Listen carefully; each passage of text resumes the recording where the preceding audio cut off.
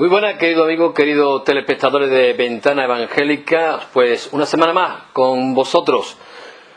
Y en esta ocasión tenemos un tema, diríamos, triste, un tema actual, un tema vigente que también queremos tratar. Y vamos a hablar de algo que acaba de pasar, digamos, esta conmemoración que cada año se hace en relación al Día Internacional sobre la Violencia de Género. Acaba de pasar ese día y queremos también como evangélicos tratar este asunto. Y para hablar sobre la violencia de género, tengo con un servidor a Loida Sancho. Ella es miembro de la Iglesia del Parque de la Unión de aquí de Jerez de la Frontera. Y ella también es licenciada en Ciencias Políticas, al cual vamos a darle la bienvenida. Loida, bienvenida. Muchas gracias. Un placer estar aquí. Decía que vamos a tratar un tema triste, porque no deja de ser triste. Sí, es increíble que en pleno siglo XXI todavía estemos tratando algo tan fuerte y tan básico como es la violencia que un hombre ejerce sobre una mujer. Porque el hombre y la mujer son los pilares de la sociedad y eso debería estar ya erradicado hace años, siglos. Y si todavía va avanzando la tecnología, el mundo es más moderno, avanza la ciencia, pero seguimos con comportamientos absolutamente primitivos. Exactamente, es una realidad, no estamos hablando de una utopía, hablamos de una realidad como tan real. Son esas 51 mujeres que en la fecha que estamos, en el mes de octubre, en este año, son las que han fallecido, 51 mujeres, en lo que va de año. Y también, según tenemos los datos, ¿no?, desde el 2003 hasta la fecha de hoy, son 1026 mujeres las que han sido asesinadas. Por eso decía de que estamos hablando de algo muy triste, algo muy penoso. Ahí están las estadísticas. Las estadísticas, al fin y al cabo, son números fríos, pero detrás de cada uno de esos números hay una historia. Y en esa cifra, que puede parecer poco comparado con otro tipo de muertes que se producen a lo largo del año, están sin reflejar lo que son las víctimas también de violencia de género que no acaban en fallecimiento. Mujeres que sufren agresiones físicas que no acaban en muerte, pero que no están metidas en esas cifras, hijos que sufren traumas por ver constantemente esa violencia, todas las mujeres con trastornos psicológicos severos provocados por esa violencia continua dentro de la pareja. Así que esos 50, siempre acaban 59, 60 y van subiendo cada año, son la punta del iceberg de las elevadas cifras que hay en la violencia de género. Exacto. Dicen también, ¿no?, se hablaba, ¿no?, según podemos ver en la prensa, ¿no?, que hay muchas mujeres que son extranjeras, pero la realidad es que hay muchísimas que son españolas. Sí. Hay una gran parte, mayoría, mujeres que son españolas. Parece que queremos excusarnos en que son mujeres extranjeras, no, pero la realidad es que son mujeres españolas. O sea, que hablamos también de un problema español. Sí, y además precisamente es que las cifras que se recogen son casi todo de mujeres españolas. Lo cual demuestra, hay un estudio que se ha realizado este año que dice que hay mucha violencia también dentro de las mujeres inmigrantes, pero hay un temor profundo a no denunciar porque piensan que si denuncian tienen que salir del país porque va a salir a la luz la situación de ilegalidad. El gobierno ha tomado medidas al respecto para protegerles y nunca conlleva, a no ser que haya una denuncia falsa, nunca conlleva la expulsión del país, tratando de animar a que sea denunciada todo tipo de violencia, la que sufren las mujeres inmigrantes como las mujeres españolas, pero de todas esas cifras que están ahí, la mayoría son de mujeres españolas. Un problema de este país. Yo creo que lo que tú también comentabas, ¿no?, la realidad de la cantidad de familias destrozadas, sí, matrimonios partidos completamente,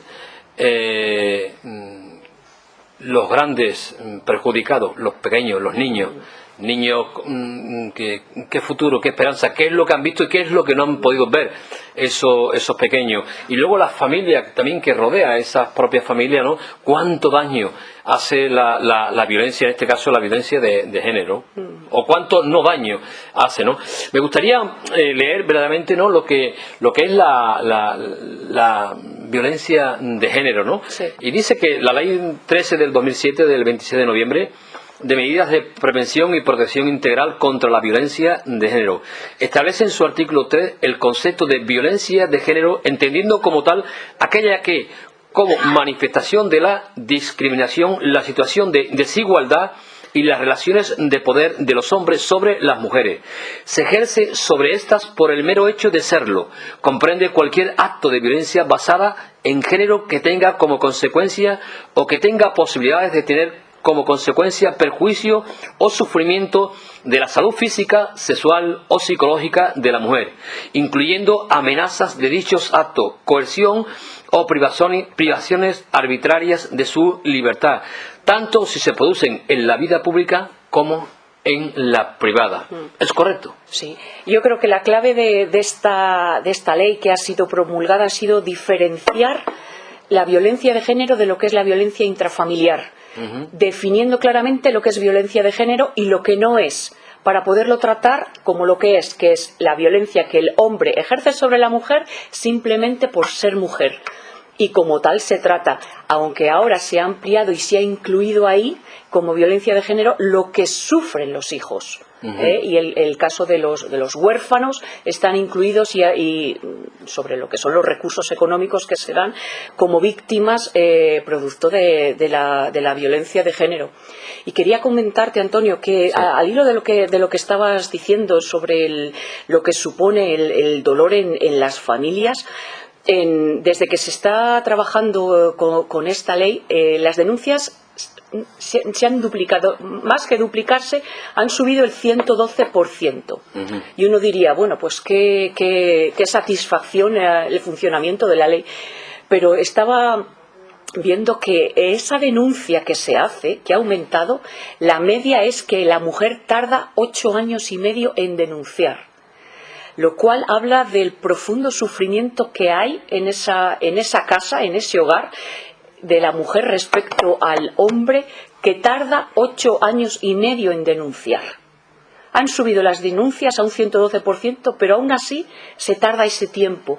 Y esos 8 años y medio terminan cuando ya la agresión física es brutal. O cuando la mujer es consciente de que el hijo está sufriendo. O cuando ya el trauma psicológico realmente la tiene paralizada. Y eso solamente avanza, y según los estudios, cuando la mujer tiene estudios universitarios, es independiente económicamente y es una mujer joven. Eso quiere decir que las mujeres mayores de 65 años son capaces de aguantar más de 8 años y medio. Si dependen económicamente del marido, que no tienen sustento, aguantan más de 8 años y medio, y si no tienen estudios, aguantan más de 8 años y medio, lo cual demuestra que el sufrimiento va mucho más allá de esas cifras de mujeres muertas. 8 años sufriendo violencia de género. Es decir, la media. Sí, te he entendido. 8 años y medio en tomar el paso de voy a denunciar. Y esas personas, esas mujeres que se atreven a dar el paso, cumplen esos requisitos. Jóvenes, con estudios y con independencia económica. Y sin hijos. El resto tardan más. Y yo creo que este es uno de los grandes retos, después de haber pasado esta celebración, que de celebración tiene poco, esta conmemoración, este recuerdo que tiene que traer a la sociedad, es que esto no puede ser. Obviamente hay que bajar la cifra de mujeres fallecidas, hay que reducir el tiempo que la mujer tarda en tomar cartas en el asunto y ver qué es la sociedad lo que puede hacer para que la mujer no esté aguantando todo este tiempo. Porque, bueno, ahora hablaremos también, ¿no? Yo creo que hablaremos también un poco más adelante de la prevención sobre la violencia de género, ¿no? Y estaríamos hablando de los jóvenes, de los adolescentes, ¿no? Que ya se puede ver indicios de posibles actores que serán hombres, de esos hombres que futuramente serán hombres maltratadores en relación a la mujer. Es terrible. Ahora un observatorio que tiene sede en España, que trabaja en el origen de la violencia de género, donde obviamente sale la juventud. Y y parece mentira que una de las cosas que va unido a la violencia de género es la edad en la que los chavales empiezan a ver pornografía. Este año se ha publicado a mediados de, más o menos en junio, creo que se publicó un estudio que decía que el primer acceso a la pornografía en los chicos está a los 8 años y a los 14 años son consumidores habituales de pornografía. Pero no una pornografía cualquiera, no son unas relaciones sexuales explícitas, sino son relaciones sexuales de violencia sobre la mujer, de dominio, de superioridad. Y eso va asociado a la compra masiva de muñecas hinchables violadas. Es decir, son datos relevantes que nos demuestran dónde hay que incidir para atajar. Es decir, los hombres están creciendo con eso. Mujeres, objetos. Correcto, la cosificación de la mujer. Se llevan estudiando años en sociología los estereotipos del hombre y los estereotipos de la mujer, y en muchas personas no ha cambiado eso.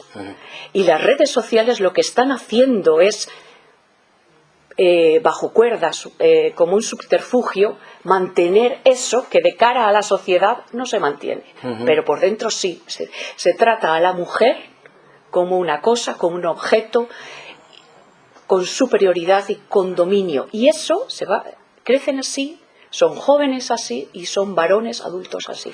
Si hemos vivido en una generación de nuestros padres, de nuestros abuelos, machista, porque esa es lo que le ha tocado vivir a nuestras familias que nos han precedido, porque eran hombres machistas. Lo que estamos viendo, que la generación que viene también va a ser machista. Ahí traigo aquí, se les ha preguntado a los jóvenes españoles sobre lo que es la mujer, los estereotipos, es decir, sobre unas preguntas se saca qué piensan los jóvenes sobre la mujer. Y piensan como que el hombre y el padre es el que tiene la autoridad y la mujer ha de obedecer. Por tanto, la mujer nunca puede estar en desacuerdo. Los jóvenes creen que la mujer puede ser utilizada como un objeto sexual y está para dar placer al hombre. Por lo tanto, es un objeto. Que la mujer no tiene las mismas capacidades que el hombre para el trabajo, por lo tanto, no tiene derecho al mismo sueldo. Que la mujer no es capaz ni de resolver problemas, solamente está para trabajos manuales. Que la mujer es débil, no puede defenderse. Que la mujer no puede expresarse verbalmente y que debe aguantarse. Estas son preguntas a jóvenes. Y estas son las cosas que pensaban nuestros mayores. Que la mujer tiene que estar en su casa y que no puede tener sus propias amistades. Que las niñas y las mujeres no necesitan estudiar tanto como los hombres. Y que la mujer sin ropa promociona y vende mejor las cosas. Estos son estereotipos. Y estos son los mismos estereotipos hace 50 años. Exacto. Y nuestros jóvenes siguen pensando igual. Con esto, ¿cómo no va a haber violencia de género? ¿Qué causa cree tú que, aunque son muchas, ¿no? Pero qué causa cree que está originando todo esto? Antes hablabas, ¿no?, de las redes sociales, de esa pornografía, esa facilidad que tienen nuestros jóvenes para ver cualquier cosa hoy en día, para ver cualquier cosa, ¿no? Pero ¿qué causas más añadiría? Los expertos, los psicólogos, los psiquiatras, los sociólogos creen que el origen de todo esto está en el sentimiento de superioridad del hombre sobre la mujer. Y esa superioridad conlleva dominación. Entonces, todo lo que se salga de esa esfera provoca violencia. Y una de las cosas que se ha decidido con la última revisión en la ley es que el alcohol no es un eximente. Siempre se ha pensado que la violencia de género estaba fomentada y ayudada por el hombre bebe en casa, y al estar alcoholizado y beber, pues se le iba la mano y se le iba la mano. No, ahora tienen claramente que la violencia de género tiene su origen en eso, independientemente de la bebida o no. Lo cual va a la raíz del problema. está en la esencia del hombre, ¿no? Obviamente no de todos los hombres, sino de aquellos que se creen y se sienten superiores y que incluso pueden hablarte de igualdad, pero cuando se relacionan con una mujer en concreto, eso no es así. Puede ser también que el hombre, la fuerza física también influye. El estereotipo. Exactamente. La mujer es la débil y el hombre es el fuerte. Precisamente, ¿no? Una de la pregunta, ¿no? que tenemos aquí, ¿no? Los estereotipos evidentemente potencian la violencia de género, ¿no? Hablamos de la fuerza masculina, roles que ya tenemos en la sociedad, roles que tiene que hacer el hombre y roles que tienen que hacer la mujer, que serán por hecho, evidentemente, y eso potencian la violencia de género, como estamos viendo en muchísimos casos, ¿no? En relación a los estereotipos, ¿no? ¿Añadiría algo? A mí hay una cosa que realmente me preocupa, decir, las últimas víctimas de violencia de género incluso han sido mujeres mayores a manos de sus esposos, parejas mayores, ¿no? Pero si queremos saber si podemos actuar o no en este tema, tenemos que ver a nuestros jóvenes. Y una de las cosas que más me preocupa es que 1 de cada 4 jóvenes cree que no hay violencia de género, que es un tema absolutamente irrelevante, que a lo mejor hay discriminación por ser de otra raza, por el colectivo de transexuales, de gays, de lesbianas, eso sí, pero que no hay problema con la mujer. Es decir, si la gente hoy en día está creyendo que no hay estereotipos contra la mujer y que no hay violencia contra la mujer, van a seguir perpetuando los mismos hábitos. Es decir, las campañas que se están haciendo para concienciar a la sociedad no están penetrando en el tejido social de los jóvenes. Entonces, significa que lo que estamos viviendo ahora, dentro de 10 o 15 años se va a mantener porque no lo ven un problema. Nuestros jóvenes no ven un problema. No ven un problema controlar el móvil de la chica, de la pareja. No ven un problema el que las chicas se exhiban en esto. Es decir, al revés, son sus objetos sexuales. Se pasan el día viendo pornografía habitualmente y cuando tienen relaciones con su pareja quieren reproducir eso, quieran o no quieran. El sexo, consentido o no consentido, para ellos no es un problema. La ley todavía no ha avanzado en eso, es una de las cosas que se están planteando el nuevo equipo de gobierno o lo que se vaya a producir. Loida, me gustaría un poco, porque muchas veces podemos hablar, ¿no? Podemos hablar de oídas, podemos hablar según el conocimiento que tenemos a través de las noticias, pero evidentemente sin dar nombre porque no se puede. Pero ¿conoces casos de cerca de mujeres que han sufrido esta violencia de género? Y de cerca, y es... Yo creo que a esta sociedad le falta empatía. Hay que ser conscientes de lo que sufre la mujer dentro de su casa, sin que nadie lo vea, puerta cerrada, y cuando uno llega, y es un poco lo que me ha pasado y he podido experimentar personalmente, es que una mujer con la que he tenido una relación, por desgracia han sido, por lo menos que yo cuente últimamente, los últimos 3 años, 4 mujeres que han sufrido violencia de género a mano de sus parejas y que por fuera llevaban una vida normal y lo que tenían era una profunda agonía. Y la sociedad necesita no solo empatía sino acompañamiento, porque una vez que la mujer, 8 años y medio hemos hablado, ¿no?, de la estadística, sí. Una vez que esa mujer necesita una persona que le ayude y le acompañe, que yo personalmente es lo que he hecho, al juzgado a poner la denuncia, eso es un proceso de tiempo. Estarse las horas allí, pasar por un examen forense, pasar por el juicio, por las declaraciones, por la firma, por la ratificación, por el proceso de ayuda social, por el proceso donde voy a vivir, cómo hablo con mis hijos, todo eso. Eso es un drama. Tenemos que prepararnos porque esto los servicios sociales no pueden cubrir todo.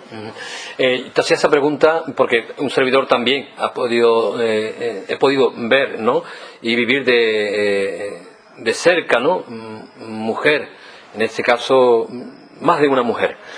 Y lo que más me han transmitido es el miedo, temor, un temor profundo, un temor a qué me va a decir, qué va a hacer, temor a todo, temor a todo, ¿no? Sí. Y ese temor paraliza a las mujeres para tomar decisiones. Sí. La paraliza completamente, ¿no? Es lo que más fuerte he podido yo percibir de una mujer que sufre violencia de género. Y lo que sí está claro, la anula. La mujer prácticamente queda anulada en todos los aspectos, ¿no? Por eso me parece genial, ¿no? También la ley integral, ¿no?, que hay sobre la mujer, la ley integral, tanto física como era emocional, y no me acuerdo ahora mismo exactamente el otro concepto que había, ¿no? Pero en relación que la mujer por la ley tiene una ley que la ampara y una ley que la va a cuidar, cosa que también vemos que falla también en muchísimos casos. Fallan desgraciadamente porque hay mujeres que son protegidas, hombres que se siguen saltando, ¿no? Esa ley que hay de no acercarse a las mujeres, ¿no? Pues me gustaría hacerte esta pregunta, ¿no? En relación a ya hablábamos, ¿no? No sé si lo hemos comentado, ¿no? Lo que está claro es que no son suficientes las campañas contra la violencia de género. No, absolutamente no. Y el problema, y yo creo que no solamente en el área de la violencia de género, sino en otras áreas de la sociedad, es que el Estado no es el papá Estado que soluciona los problemas de toda la sociedad. El Estado hará su parte, pero hay una profunda necesidad de que se intervenga en las familias. Hay un problema de educación. La educación no puede estar confinada a los colegios. Obviamente en los colegios, y ya se está haciendo a raíz de esta ley, se está trabajando en la violencia, pero en la violencia a todos los niveles, el caso de bullying, del acoso escolar, de todo esto. Es decir, estamos en una sociedad violenta. Entonces se está trabajando en los colegios, a todos los niveles, campañas, personajes famosos están hablando, están saliendo a luz de los casos, pero todos los profesionales. El otro día hablaba la fiscal contra la violencia de género de Madrid y decía, en la casa, Sí. los padres. Hay que dialogar, mencionaba, dialogar y espíritu de crítica. Es decir, no todas las cosas que uno ve en la televisión, no todas las cosas que uno ve en Internet, en las redes sociales, están bien. El papel es de los padres. Y ahí volvemos a la raíz de todo, la familia. La familia. Nuestros hijos repetirán nuestros patrones. No puede ser que la educación sexual la aprendan en Internet, lo aprendan con los amigos. Lo que haya que enseñarles, los padres han de enseñarles en casa. El respeto. Los padres. La familia. La educación sexual, que se encarguen los padres, que se encarguen la familia. La familia. Eso yo hago también hincapié y digo amén a esas palabras, ¿no? Que somos los padres los que tenemos que enseñar la educación sexual y hablarle del sexo a nuestros hijos.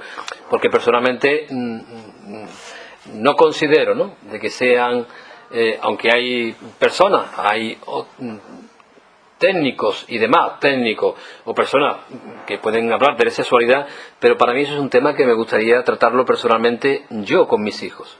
Y ahí yo digo, padres, nos tenemos que poner las pilas. Eso. Porque si uno de los estudios que ha sido un bombazo este año, que se publicó a principios, que he comentado antes, que los niños entran en la pornografía, la primera visualización es a los 8 años, padres, ¿a qué edad estamos empezando a hablar con nuestros hijos? Si es que cuando llegamos tarde.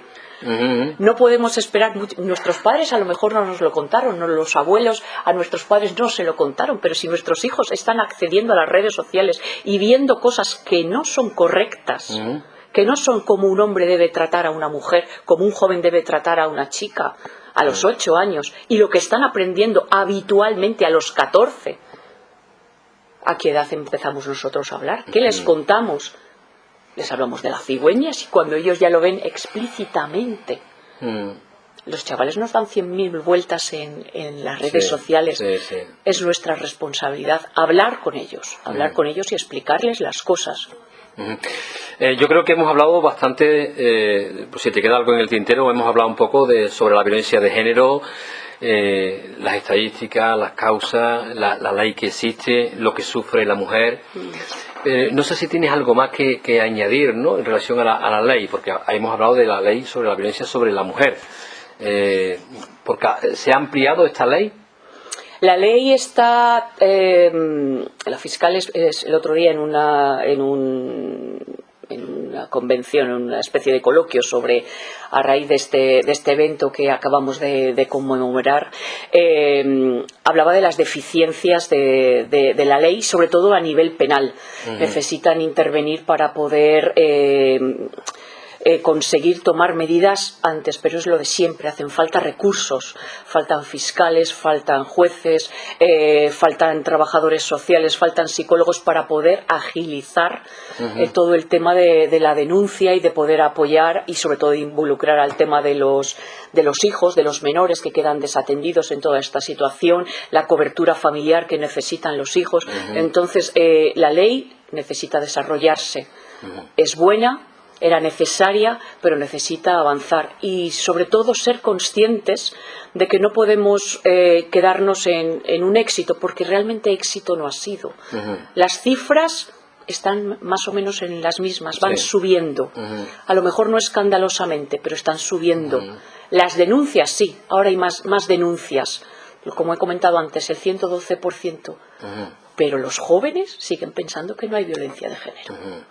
Entonces, algo falta. Esta ley necesita ser desarrollada a todos los niveles.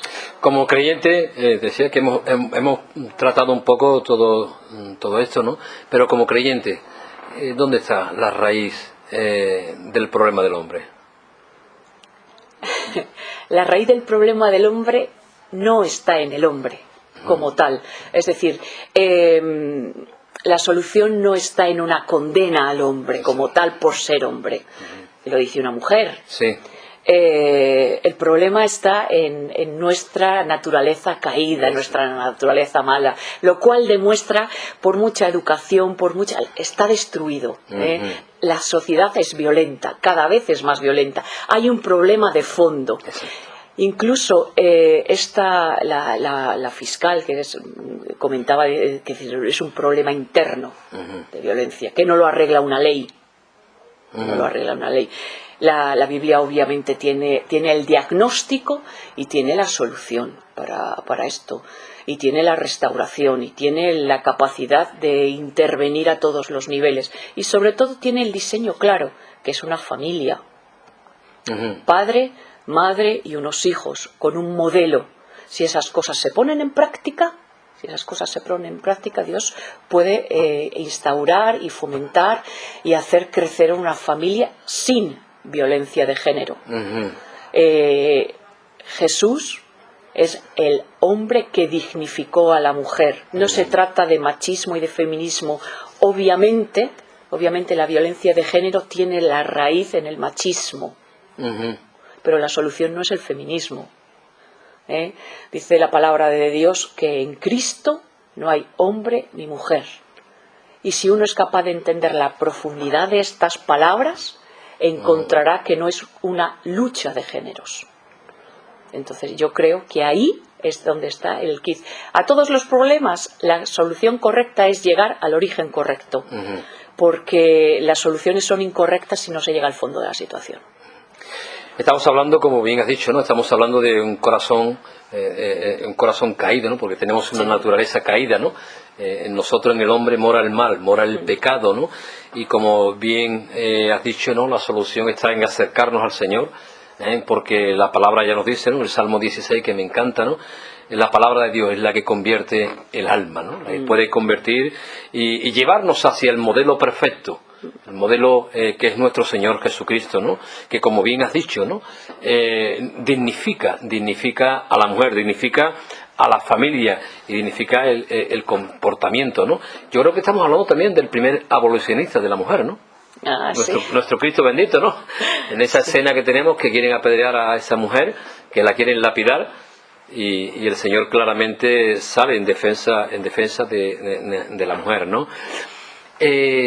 Loida, ¿qué aporta, ¿no? ¿Qué aporta la Iglesia evangélica?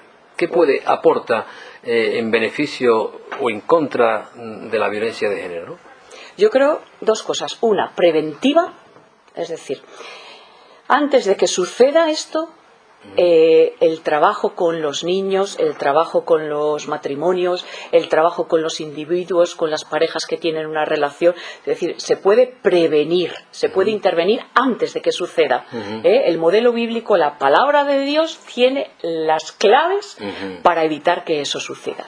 Y en segundo lugar, la palabra de Dios y la Iglesia tiene la capacidad de intervenir una vez que eso se ha producido. ¿Por qué? Porque tiene la capacidad de acompañar, de sanar, de restaurar a la mujer en esa situación, de proveerla, de ayudarla económicamente, psicológicamente, no solamente con la palabra de Dios, sino con profesionales creyentes dentro de la Iglesia. La Iglesia es un lugar de restauración y de sanación, y sobre todo, aunque no sea en la misma Iglesia, también se puede trabajar con el hombre que ha cometido ese daño, porque también hay capacidad, y es una de las cosas que comentaba la fiscal. La ley tiene que trabajar en el hombre que ha cometido el delito, porque no basta solamente con meterle en la cárcel, sino que hay que trabajar con él para que esa persona no vuelva a reincidir. No es solamente la capacidad punitiva de la ley, sino la capacidad de restaurar a esa persona. Y ahí la palabra de Dios y la Iglesia también puede trabajar. A lo mejor no deben ser, porque las medidas de separación que la ley marca han de mantenerse en sitios diferentes, pero para trabajar con los dos. Y eso se puede lograr, hacer personas nuevas, porque es lo que el Señor dice, puede transformar a las personas y sanar todas las heridas. Porque una mujer maltratada y que ha sufrido violencia de género es una persona absolutamente destruida a todos los niveles. Evidentemente la Iglesia evangélica, como bien dice, ¿no?, está aportando bastantes beneficios a la sociedad, a las familias, a los niños. Y luego la palabra de Dios, ¿no? Porque la palabra de Dios, como hemos visto, ¿no?, hay conceptos que dignifican a la familia. Yo creo que la carta de Efesios es una carta también maravillosa, ¿no?, donde ya la palabra, ¿no?, nos exhorta a nosotros como hombres: marido, amad a vuestras mujeres. Marido, amad a vuestras mujeres, dice, como Cristo amó a la Iglesia y se entregó a sí mismo por ella. Ahí queda. Yo creo que el reto que los hombres tenemos de amar a nuestras mujeres y de entregarnos a ellas de la manera, en el amor, como Cristo hizo por la Iglesia, es un reto máximo, el que Dios nos reta con nosotros como creyentes, ¿no? Ese amor que involucra el respeto, dignificar en todos los aspectos a nuestras mujeres. Y como también, ¿no?, le dice a las mujeres: amad a vuestros maridos, sencillamente, ¿no? Yo creo que tenemos una palabra perfecta, tenemos una guía maravillosa que desde este espacio no paramos de invitar a la audiencia a que lean la palabra de nuestro Dios bendito.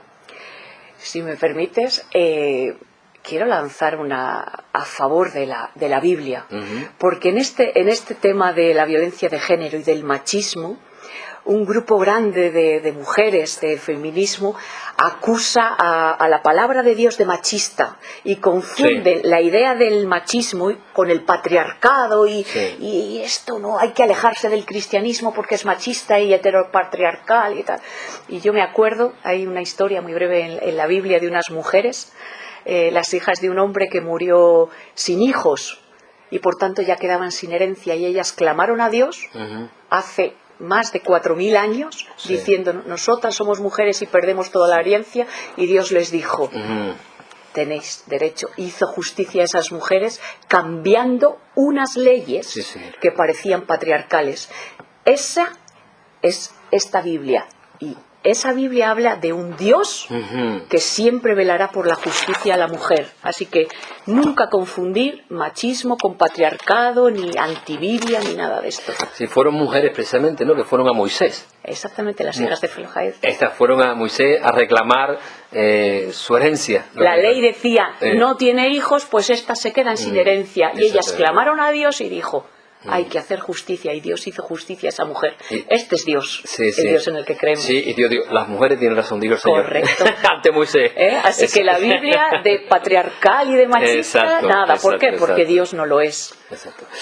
Loida, se nos acaba el tiempo.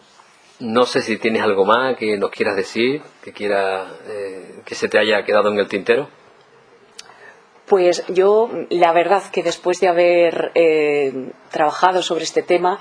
Me parece triste, 8 años y medio. Así que, mujer, si tú estás viviendo en una situación así en estos momentos, que sepas que hay sitios donde hay que recurrir, no esperes tanto tiempo, hay servicios sociales, busca una persona de confianza, y si no conoces a nadie, acércate a una iglesia evangélica y allí siempre encontrarás a una persona que te va a ayudar en todo el proceso y estarás cubierta a todos los niveles y podrás encontrar sanidad, restauración y una vida nueva. No tengas miedo, que nosotros nos comprometemos a cuidarte en todo este proceso. Así que cuenta con nosotros. Loida, gracias por tu tiempo, gracias por manifestarnos este conocimiento que también el Señor te ha dado, porque vemos que eres una mujer que estás al día, ¿no? Gracias al Señor estás al día, sabes de lo que hablas, evidentemente, y agradecerte tu tiempo y tu conocimiento. Un placer, encantada. Pues, querido amigo, queridos telespectadores, hemos hablado con Loida Sancho, como decía ya, miembro de la Iglesia del Parque de la Unión de aquí de Jerez de la Frontera, también licenciada en Ciencia Política. Y con ella hemos hablado sobre este tema tan actual, sobre la violencia de género. Y como bien decía Loida, la respuesta está en la palabra de nuestro Señor. La respuesta está en nuestro Cristo bendito. Hay un pasaje que me encanta siempre de decir, porque lo dice la Biblia. En Cristo, en su simiente serán benditas todas las familias de la tierra. Si quieres que tu familia, si quieres que tu matrimonio, si quieres que tu casa, tus hijos sean benditos, seas bendecido, acércate al Señor, acércate a su palabra, y de hecho te aseguro de que Dios va a bendecir tu casa. Espero que este programa haya sido de mucha bendición para cada uno de vosotros. Gracias por estar ahí con nosotros y nos vemos la semana que viene.